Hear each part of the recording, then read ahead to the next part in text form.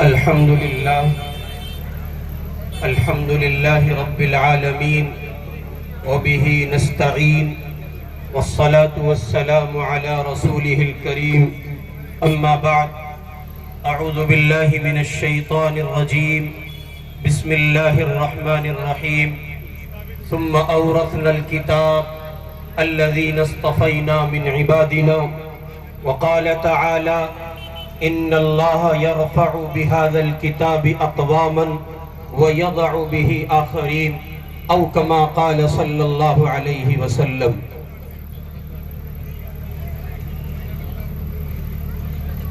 معزز و مقتدر واجب الاحترام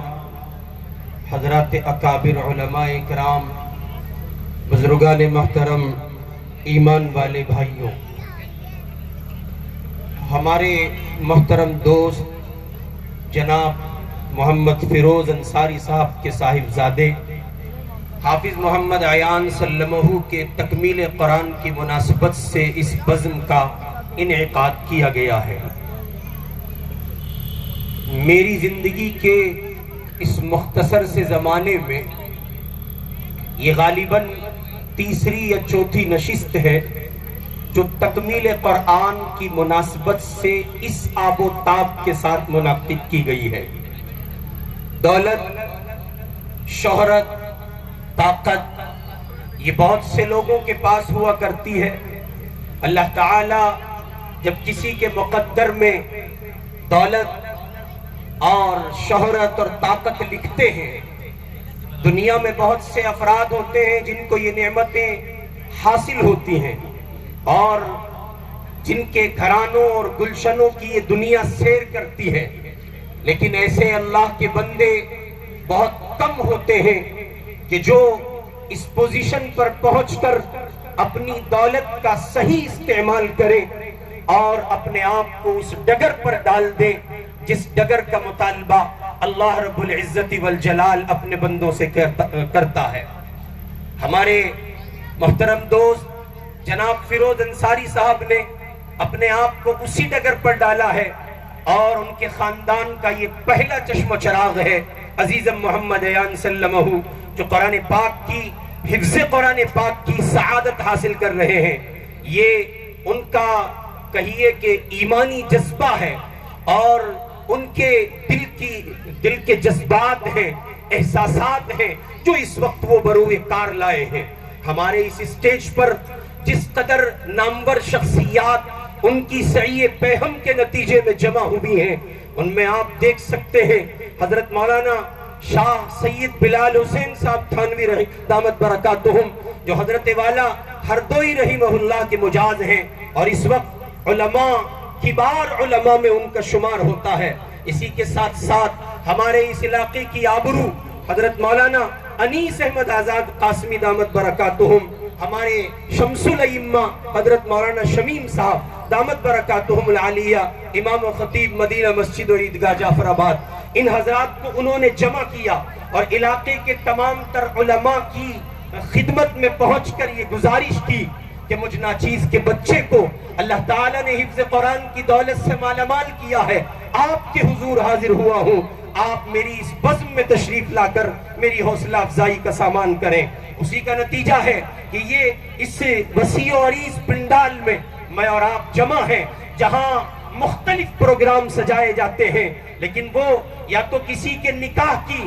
مناسبت سے ایک تقریب منعقد ہوتی ہے، یا کہیے کہ کوئی ریسپشن کا پروگرام ہوتا ہے، یا اور بہت سی بزم مختلف عناوین کے ساتھ سجائی جاتی ہیں۔ شاید یہ اس منڈپ کا پہلا پروگرام ہوگا جو اس منڈپ کو عزت دے رہا ہے، اس جگہ کو تعظیم و تکریم سے مالا مال کر رہا ہے کہ اس زمین پر یہ پہلا اس منڈپ میں، اس خطے میں یہ پہلا پروگرام ہے جہاں اور بہت سی مناسبتوں سے لوگ اپنی عزتوں کا سامان کرتے ہیں۔ جناب فیروز صاحب اللہ کے قرآن کی دولت کے ملنے کی نسبت پر حضرات اکابر علماء کی قدموں کی نیاز کے حصول کے لیے اور قرآن پاک کی اس برکت کے حصول کے لیے آج اس بزم کو سجائے ہوئے ہیں۔ ہم بس اتنی بات کہتے ہیں، اللہ تعالیٰ ان کے بچے کے حفظ قرآن کو قبول فرمائے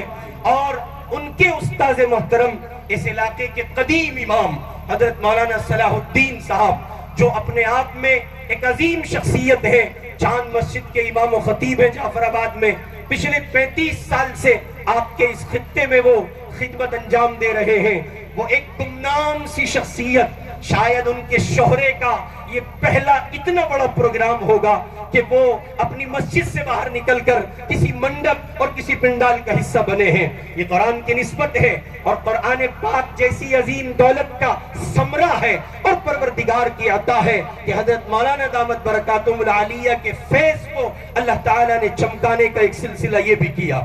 حافظ محمد عیان سلمہ جو شاگرد ہیں حضرت مولانا صلاح الدین صاحب امینی دامت برکاتہم کے، اور آپ کی خدمت میں عرض کر دوں اب حضرت مولانا ہی نہیں رہے بلکہ وہ اب مفتی صلاح الدین صاحب ہو چکے ہیں۔ انہوں نے ابھی حال ہی میں افتاء کی سند بھی حاصل کی ہے اور وہ اب مفتیان کرام کی صف کا حصہ ہو گئے ہیں۔ پچھلے 35 سال سے خدمت قرآن پر کام کرتے ہوئے تقریباً 116 بچوں کو انہوں نے حافظ قرآن بنایا ہے۔ میں اپنے ان حضرات اکابر سے درخواست گزار ہوں کہ وہ اس مستجاب وقت میں ہاتھ اٹھا کر اللہ کے حضور کہتے ہیں کہ حضرت مولانا کی اس خدمت کو اللہ تعالیٰ قبول فرما لے۔ میرے بھائی، یہ آسان کام نہیں ہے جب مسجد کے ممبر سے مسجد کے اس چھوٹے سے تکونے حجرے میں بیٹھ کر جہاں سہولتوں کا فقدان ہوتا ہے، آسائشیں مر چکی ہوتی ہیں، تخیلات دم توڑ چکے ہوتے ہیں، امام کو سہولت دینے کے عنوان سے، اور اس گمشدہ کوٹھڑی میں جہاں ہر پل قبر کی یادیں تازہ ہوتی ہیں، آپ کا امام ایک لمبی مسافت طے کرتا ہے اور 35 سال کے اس طویل عرصے میں وہ آپ کے لیے آپ کی بستی میں، آپ کے محلے میں ایسے کچھ دیوانے پیدا کرتا ہے جن کے سینے قرآن کی دولت سے معمور ہوتے ہیں، جن کے لیے اللہ رب العزت والجلال قرآن مجید میں کہتے ہیں ثم اورثنا الکتاب الذین اصطفینا من عبادنا، پھر ہم نے اپنی کتاب کا وارث بنایا ان کو جن کو ہم نے چنا ہے۔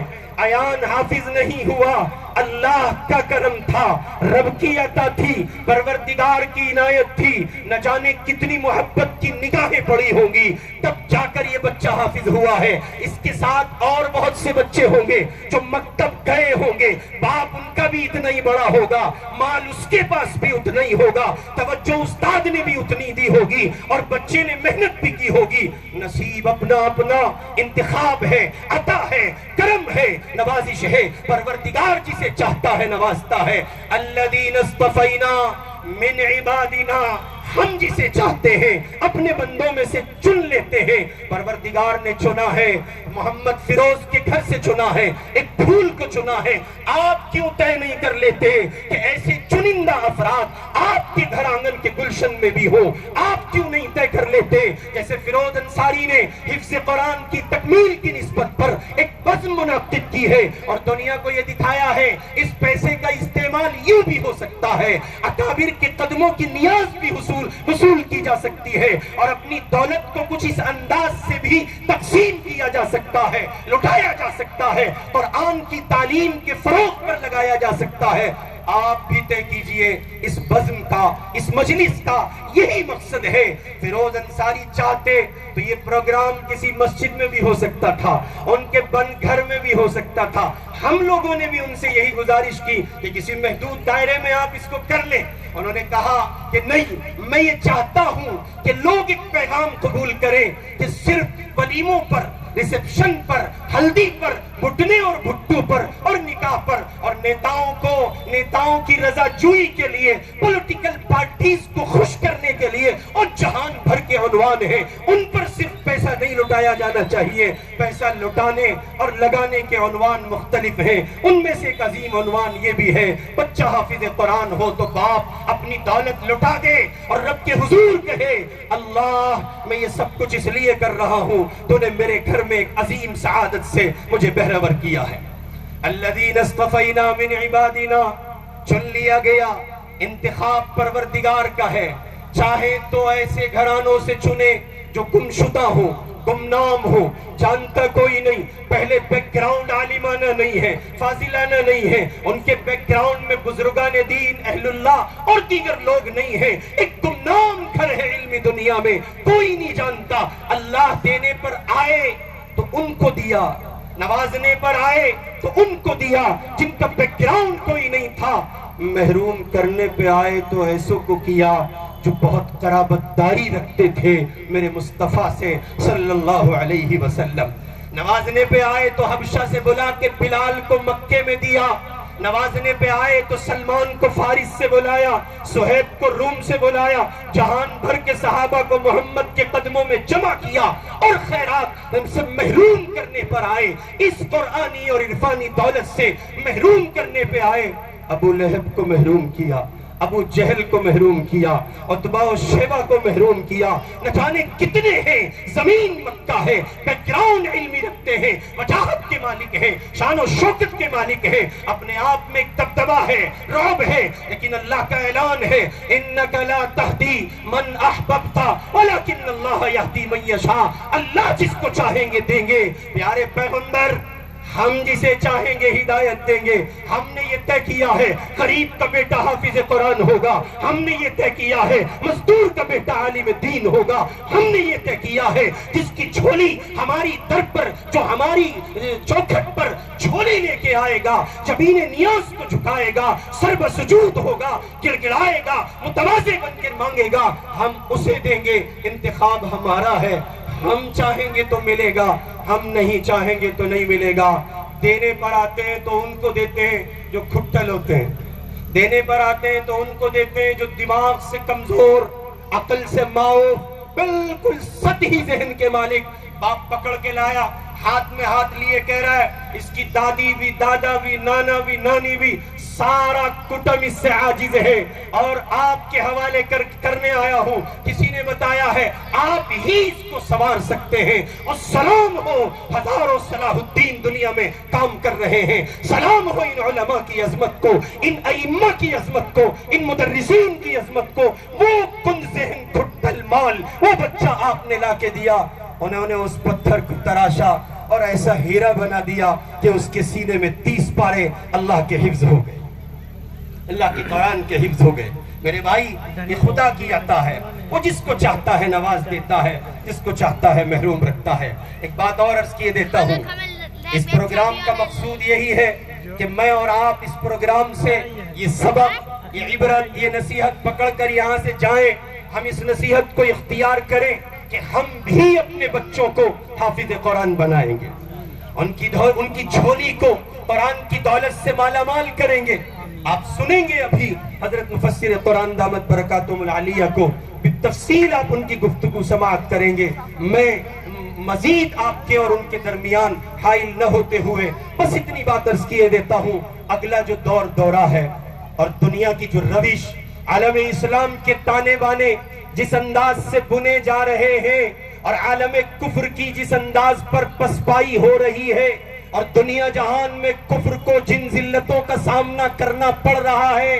بہت قریب ہیں وہ گھڑیاں، آپ اپنے سر کی ان آنکھوں سے دیکھ لیں گے، بہت قریب ہیں وہ گھڑیاں، اللہ جہان بھر میں دکھا رہا ہے۔ اگلا جو دورہ ہے، اگلا جو زمانہ ہے، انہی کا ہے جو محمد کا لایا ہوا قرآن لے کر اٹھیں گے۔ تمام تر طاقتیں فیل ہو جائیں گی، تمام تر ٹیکنالوجی دھری رہ جائیں گی، اور اسی طرح خواب و خیال میں تخیلات کی دنیا میں پرواز